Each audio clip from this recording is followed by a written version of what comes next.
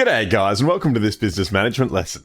In today's lesson we're looking at key knowledge point 417. That is unit 4, area of study 1 and the 7th key knowledge point for this area of study. Today specifically we're looking at two key approaches to strategic management according to Porter's generic strategies. Those two different key approaches are lower cost and differentiation. Now, Porter's generic strategies. This is essentially theory that was thought up by a bloke called Porter, and they're called generic strategies because Porter found that they could be used by any business to develop a competitive advantage. He did some studies, did some thinking, pretty clever bloke, and worked out that the most competitive businesses in pretty much any market are going to be the businesses that adopt one of these two strategies. The two strategies are lower cost, or sometimes called cost advantage or cost leadership, and the other is differentiation. So we'll start with low cost. Essentially, this is where businesses operate at the lowest possible cost. And this can be done in a number of ways. We've already spoken in the study design, the Unit 3-4 study design, about waste minimization and making cost savings that way. We've spoken about motivating your employees to make them more engaged, more productive and more efficient. If they're working more efficiently and more productively, you probably don't need as many employees and you can make cost savings through the number of employees you have. Whatever it is, whether it's buying cheaper materials, using your ordering power to achieve economies of scale, or implementing any cost-saving measures, when you do enough of them, you'll be operating at lower cost than any of your competitors, and you'll be the cost leader for that industry. What that means is a couple of things. You have the potential to increase the profit on every sale you make. If it's only costing you $10 to produce a pair of shoes that you sell for $100, when your competitors are spending $17 or $18 to produce a pair of shoes that they sell for $100, you're going to be the most profitable business in that industry. You're going to attract the most investment and you'll be one of the most successful. Alternatively, with these cost savings that you've made, you can pass those cost savings on to your customers and reduce your prices. In this way, you can attract more price-sensitive consumers, and certainly if the quality of your product is still good, which it should be, you've implemented low-cost strategy pretty poorly if the quality of your products decreases. But if you're able to maintain good quality products and drop your prices, you'll attract more sales and you'll become the market leader in that regard with the majority of sales. If you've got the most sales, you're definitely a market leader. And you can see that commonly in industries that have very broad appeal. We can look at the grocery market and businesses like Aldi that are able to reduce the ticketed price for many key items are able to attract a significant number of sales, make a dent in a market that certainly in Australia has been dominated by two competitors for a long time. And they're able to do that because they're adopting this low-cost strategy. Certainly, when it comes to implementing the lower-cost strategy, Porter described it was important for businesses to look at their operations to identify the value chain. This is determining all of the steps, all of the activities undertaken that add value to your end product. And Porter described the process of implementing low cost as eliminating anything that was not adding to the value chain in a meaningful way. So if you're producing lunchboxes and you're producing them in 36 different colors, Porter would probably say, work out how many colors you actually need to give your customers enough sense of choice, and don't do any more than that. Certainly don't be adding diamonds or gold plating to your lunchboxes because it's too much. You don't need to do that to satisfy your customers. Any of that superfluous activity should be eliminated. And if you think back to what we talked about in Unit 3 with lean management, this ties in pretty closely with those concepts of waste minimization. Now, it's quite possible that the lower cost strategy might have drawbacks if it's not implemented perfectly well. It's quite possible that as you remove activity in pursuit of establishing a most effective value chain, you might be doing too much, and it's possible you might reduce the overall quality, or at least the perception of quality to the customer.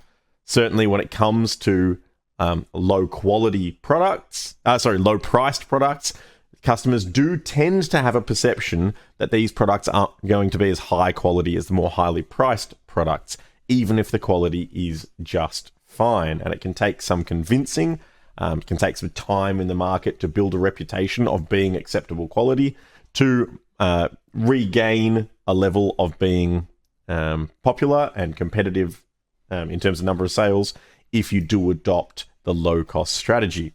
And certainly for businesses that do pass those cost savings on to the consumers, you'll need to increase your sales by quite a significant amount to remain as profitable as you would have been if you just retained the high profit margin on sales.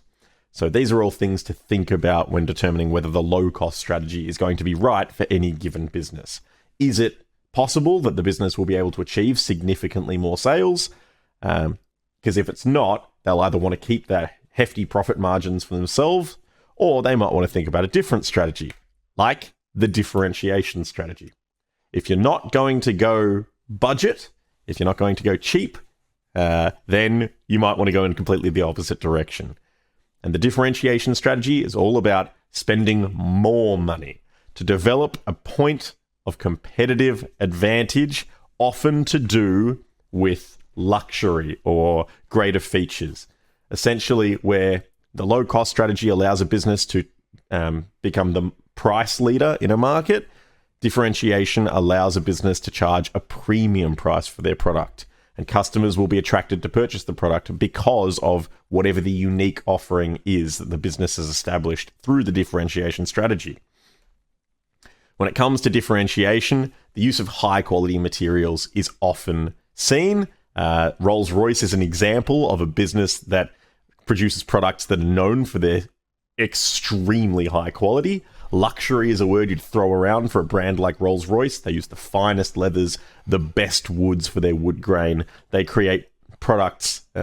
Rolls-Royce compared to a Toyota Corolla is an entirely different league of product. That is the way that Rolls-Royce is differentiated. And Rolls-Royce are able to charge a premium price for the product that's been differentiated in that way. In other cases, some brands might patent certain features of their products. And certainly Apple on the MacBook Pro with that little touch bar, that's unique to Apple laptops at the moment because Apple has a patent on that feature. And customers who might think that's particularly snazzy or attractive will have to buy an Apple laptop if they want that feature. Certainly, some brands do marketing better than others, and Red Bull is the absolute king when it comes to marketing. If there has ever been a high adrenaline, high octane activity in the last 10 years, it's had Red Bull names slapped all over it. They are geniuses at associating in the minds of consumers that this is a product that is full of energy, full of excitement, and that's the way that they've helped their product to stand out in an otherwise pretty competitive market. Certainly associations or relationships with celebrities. Some of these celebrities, that's a perfectly good association. Pepsi being associated with Beyonce probably works pretty well for them. Beyonce is a pretty universally beloved figure. In other cases, if your celebrity is involved in a crisis or in a situation that brings disrepute on your brand, that's not ideal. And certainly I can't imagine a CoverGirl or Olay doing any more associations with what's her name, with Ellen. So it certainly helps them stand out. We're going to remember that they associated with Ellen, but being associated with a celebrity might help build your brand reputation. Having just the best trained staff, so it might be that you run a automotive mechanics shop, and if your mechanics have the best breadth of knowledge, then people who own and drive niche vehicles or very specialist vehicles might take their luxury sport cars to your shop because your mechanics are the best trained. Might be that your hospitality staff are the best trained and you're able to attract awards like Michelin stars or hats. In Australia, we have a hat rating system for restaurants. And if you're able to produce the best possible service or provide the best possible products, then you're going to build a reputation that way. That certainly is going to take extra investment to train your staff up to the absolute best in the market. Certainly some businesses, like Amazon, have built their competitive advantage on their distribution infrastructure or their distribution network. And Amazon really came to the forefront of internet sales when they were the first to be able to consistently provide next day shipping, or even potentially in some cities, same day shipping or same day postage for some of their products. And those are just some of the different ways that businesses can differentiate. Of course, it's not always going to be that differentiation is going to be the saving grace for your business. Because being different in whatever way is going to incur increased costs. And increased costs mean less profit. You're going to have to make more sales or increase your prices quite significantly to remain profitable. And if you're going to increase your prices, you need to ensure that you convince your customers to make that purchase. You have to be offering something that is attractive enough to your customers that they're going to go out of their way and buy whatever it is you're offering at this inflated price. Certainly, too, whatever your point of difference is, if it can be copied, it's not going to establish for your business a competitive advantage for very long. The first person who was selling fidget spinners probably made quite a lot of money, but they were so easily copied that that person wasn't the only entrant in that market for very long. And we know, certainly, when it comes to sneakers or handbags or sunglasses, copycats, knockoffs are so widely distributed that if you really want them, they're not hard to find. And so for brands like Nike or any of the handbag manufacturing brands, Hermes, Balenciaga, if you want a duplicate copy of one of those products, they're pretty readily available, and they're often available at just a fraction of the price you would pay for the authentic item. Now, those are Porter's generic strategies. Porter said that the businesses that adopt either one of those strategies position themselves to be a competitive force in that market, a real market leader in that market. But he also said the businesses that try to play both sides of the field, that try to be affordable and different, will end up stuck in the middle, and they'll never be as competitive as the businesses that commit one way or the other. That stuck in the middle is worth considering. If you're given a case study and an assessment task where a business is described as trying to achieve luxury and low prices, you know that they have made the mistake of trying to implement both of Porter's generic strategies, and they are stuck in the middle, and they need to choose one or the other. And you might want to think about the competitive forces that they're facing to work out which one they should go with. Porter described 5 competitive forces. The first is supplier power. If it's really easy for suppliers to drive prices up, then low cost probably isn't for you. If you can't guarantee that you'll be able to maintain a low cost operation, then putting your eggs in a low cost basket is probably too risky. Certainly with buyer power, if customers are capable of voting with their wallets and driving prices down on some products or within your market, then differentiation is probably not for you. If you try to implement a new feature and customers decide that they're not going to buy it, they're going to buy the cheapest option, and that will jeopardize your ability to achieve business success, it was too risky. Certainly, competitive rivalry, if you're in an already very saturated market, you need to look at what your competitors are already doing in that market. If there are a lot of low-cost competitors, trying to compete in the low-cost segment might be very difficult. It might be worth differentiating, and differentiating in some way that hasn't been done. Maybe you get the celebrity endorsements. Maybe you sponsor an F1 team, whatever it is.